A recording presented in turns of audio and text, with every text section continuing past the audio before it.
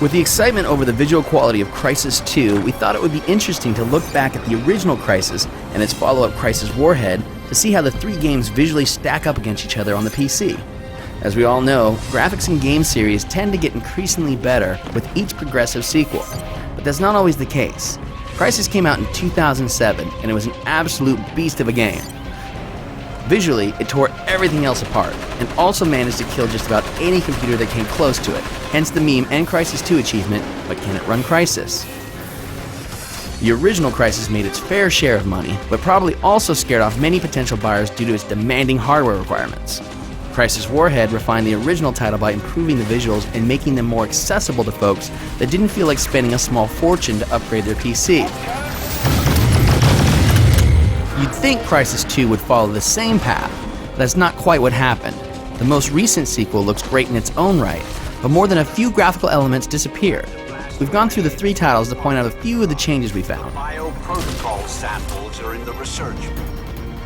A quick look at the settings page shows that Crysis 2 really slimmed down the number of options users can tweak. Now we're left with high, very high, and extreme. A third-party group has released a mod that enables access to more settings for Crysis 2. It can be found here.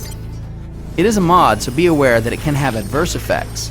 The tool doesn't make the game look better, it just gives users more options to tweak.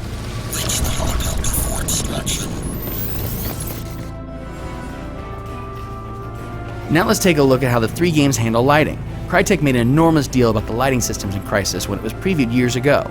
Looking down the barrel of your gun, walking under foliage, the sunlight would affect everything.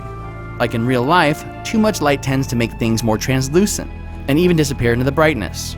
Both of these things happen in Crysis and Crysis Warhead.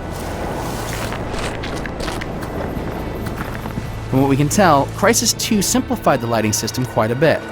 You still get the sun streams, but they don't seem to affect or be affected by other objects as much.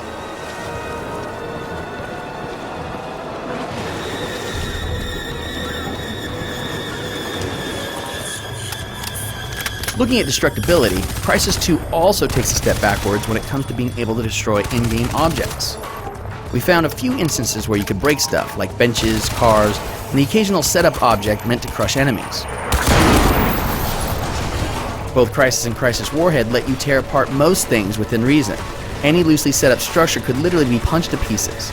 Boxes and trees trembled before your might.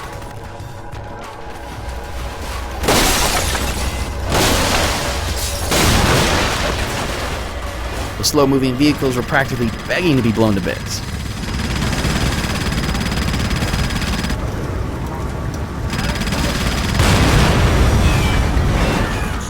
While trees don't play much of a role in Crysis 2, they were meticulously rendered in Crysis and Crysis Warhead.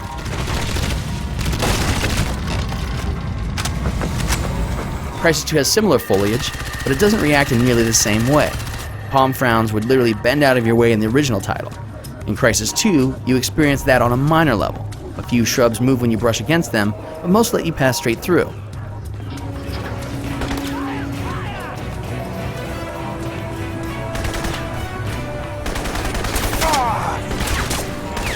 When it comes to water, all three games support water reflections and refraction.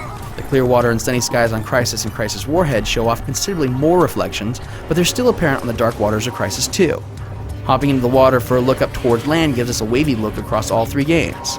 Although it could have just been the type of lighting, Crysis Warhead also drops in minor rainbow effects.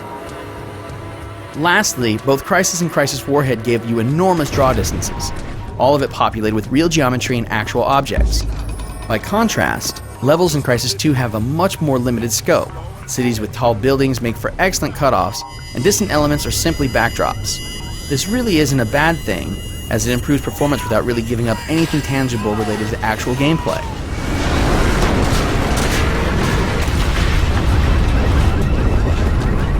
So while Crysis 2 is certainly impressive by any measure, the original Crysis and Crysis Warhead still take the top prize when you look closely at the three side by side on the PC.